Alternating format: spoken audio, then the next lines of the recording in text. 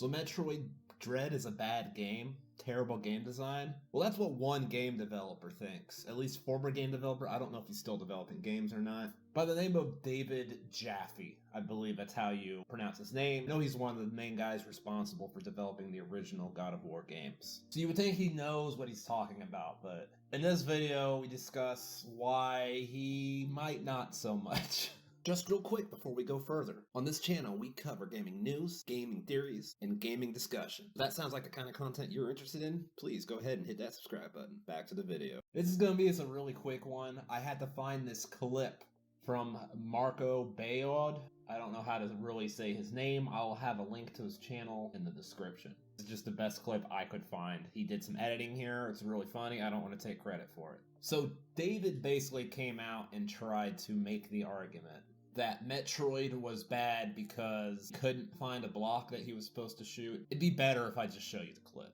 He says, go back up in that room and shoot the ceiling. What? Why? Why? There's no indication on the map. There's no indication visually.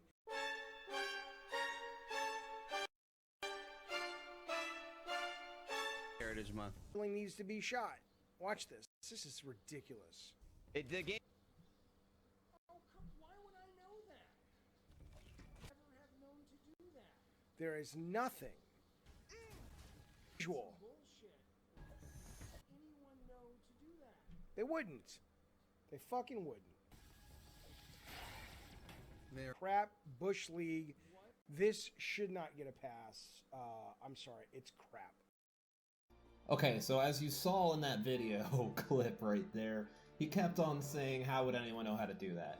Now, anyone who's played an old school style Nintendo game or a Metroid game in general would know there's always a lot of hidden stuff you gotta find. It's like a well-known thing in Metroid. You're supposed to shoot random blocks, random parts of the ceiling, just random parts of the environment, and the enemies up above were a dead giveaway that you could get up there somehow.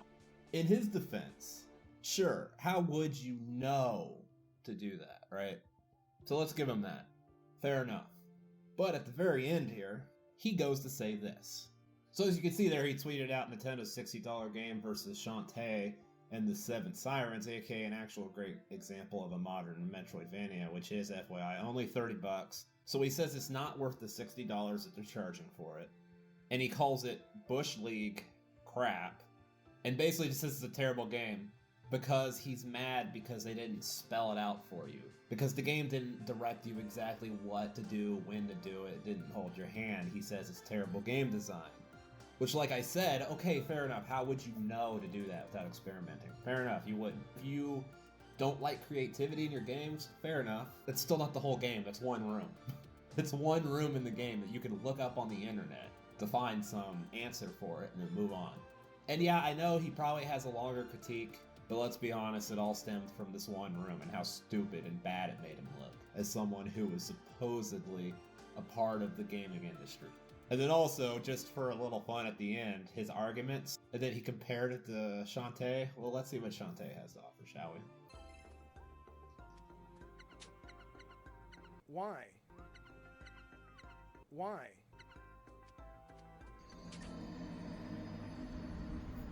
It's almost as if Shantae is a Metroidvania game.